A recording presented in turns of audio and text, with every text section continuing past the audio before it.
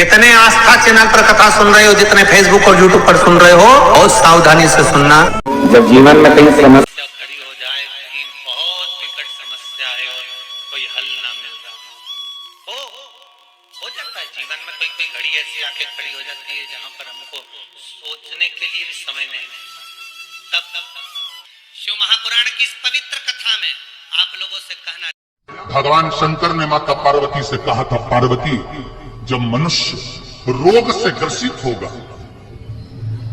ये मानव का शरीर जब रोगों से गिर जाएगा, तब तेरे फेंके हुए कुंदुक नाम का अगर वो स्मरण करेगा और कुंद का ईश्वर का नाम लेकर एक लोटा जल लाल चंदन मिलाकर मेरे शिवलिंग पर समर्पित करेगा, तो वो रोग से मुक्त हो जाएगा। भगवान शिव को चंदन किस लिए लगाया जाता है? शंकर भगवान चंदन, हम पीले चंदन की बात कर रहे हैं कि पीला जो चंदन है वो घिसकर भगवान शंकर को किस लिए लगाते हैं? तो कहा चंदन लगाने के दो कारण हैं। एक, भगवान को चंदन इसलिए लगाया जाता है कि उन्होंने जो विष पिया था उसके तपन के कारण उनके मस्तिष्क पर चंदन लगाया जाता है, जिससे वो तपन विष भी मेरे देव आदिदेव महादेव को नहीं।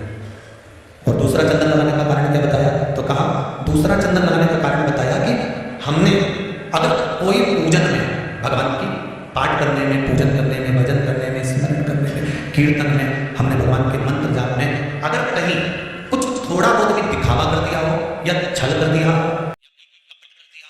तो हम उस दोष से मुक्त हो जाए। इसलिए हम शंकर भगवान को निष्कपट भाव का चंदन लगाते हैं। निष्कपट भाव। श्री शिवाय नमस्तुभ्यम। एक सुंदर पीपल का कोमल पत्ता, कोमल पत्ता मतलब एकदम, एक तो पीपल का होता है कड़ला पत्ता, एकदम कड़क हो जाता है, और एकदम होता है कोमल पत्ता। उस पीपल के कोमल पत्ते पर जो वो चंदन होता है, उस चंदन को घिसकर उस चंदन को उस पत्ते पर रखें। और महाराज उस पत्ते को मध्याह्न के समय पर, जिसे जब सुबह के समय पर सारी पूजन हो जाए, अर्चना हो जाए, भगवान शिव के मंदिरों में जल समर्पित हो जाए, उसके बाद में जब बाबा एकदम में बैठे हों, तब जहां शिवलिंग रखा होता है, चंदन का लेपन उस कटी भाग पर करना। जो उंगलियां लगी रहेगी उसी को अशोक सुंदरी वाली जगह पर स्पर्श करना, और अशोक सुंदरी वाली जगह पर स्पर्श कर कुछ देर तक चंदन लगे रहने देना है। उसके बाद में उस चंदन को वापस निकाल कर लेकर आना है। कटी भाग पर जो लगाया गया है उसको भी निकाल कर वापस लेकर आना है। फिर बाबा का स्नान नहीं कराना, केवल चंदन लेकर आना, उसी पीपल के पत्ते पर रखना।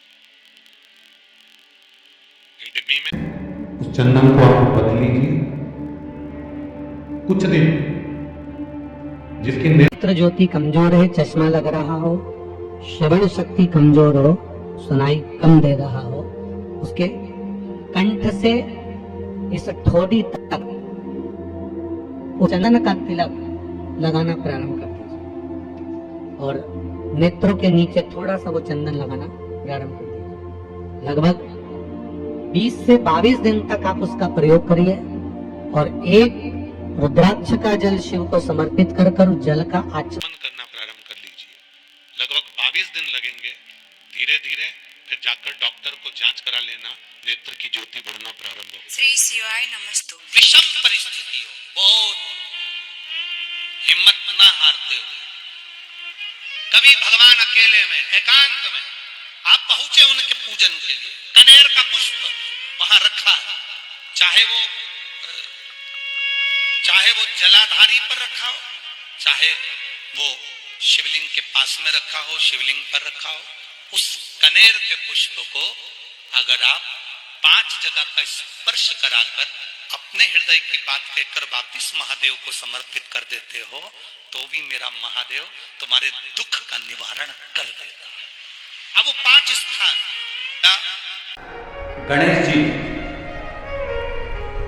का जो स्थान होता है वह जगह, दूसरा षडानंद कार्तिक, तीसरा अशोक सुंदरी वाला स्थान, चौथा, जलाधारी जो ऊपर से बूंद बूंद जल नीचे गिरा रही है, जया, विषहरा, श्यामली बारी, दौतली, देव, शंकर जी की 5 बेटियां का। और 5वें नंबर का है शंकर भगवान के, जो कैसे वर्णन किया जाए, त्रिशूल के 3 भाग होते हैं, 3 भाग का जहां मिलन होता है। 5वां स्थान, ये 5वां स्थान, यहाँ शिवाय नमस्तुभ्यम। दर्शकों, शिवलिंग पर अगर आप थोड़ा सा शहद और बेलपत्र चढ़ाते हैं और शहद को किसी पात्र में इकट्ठा करके घर पर ले आते हैं, इसके बाद करीब 3 महीने तक उस शहद को काजल की तरह आंखों पर लगाते हैं। ऐसा करने से आपको अवधूतेश्वर महादेव का नाम लेना है और इस उपाय को आप करें, आपके आंखों की रोशनी बढ़ने के साथ ही कई समस्याएं आपकी समाप्त हो जाएंगी। अगर आपका बच्चा बार बार बीमार पड़ जाता है तो उससे छुटकारा पाने के लिए आपको एक आटे का दीपक बना लेना है और उस दीपक में 4 बत्ती और तिल का तेल डालकर उस बच्चे के सिर से 21 बार उतारना है। अब धूतेश्वर महादेव का नाम लेकर किसी चौराहे पर रखाना है। ऐसा अगर आप करते हैं तो बच्चे पर जो भी बुरी नज़र लगी है वह उतर जाएगी। आपका बच्चा बार बार बीमार नहीं होगा। गंभीर से गंभीर बीमारी से छुटकारा पाने के लिए शमी के पेड़ पर जो फूल लगता है उसे लेकर नीलकंठेश्वर महादेव का नाम लें और शिवलिंग पर अर्पित कराएं और साथ में आपको 1 लोटा जल भी अर्पित करना है। इसके बाद आपको थोड़ा सा जल घर लेकर आ जाना है। फिर बीमार व्यक्ति के शरीर पर नीलकंठेश्वर महादेव का नाम लेते हुए लगा देना है। ऐसा करने से व्यक्ति जल्द ही ठीक होने लगता है और गंभीर से गंभीर बीमारियों से भी उसे छुटकारा मिल जाता है। पंडित प्रदीप मिश्रा जी की शिव पुराण की कथा का अगर आप इस तरह श्रवण करना चाहते हैं, उनके बताए उपायों को अगर आप करना चाहते हैं तो चैनल को सब्सक्राइब कर लें, वीडियो को लाइक शेयर कमेंट करना ना भूलें। मिलते हैं अगले वीडियो में। धन्यवाद।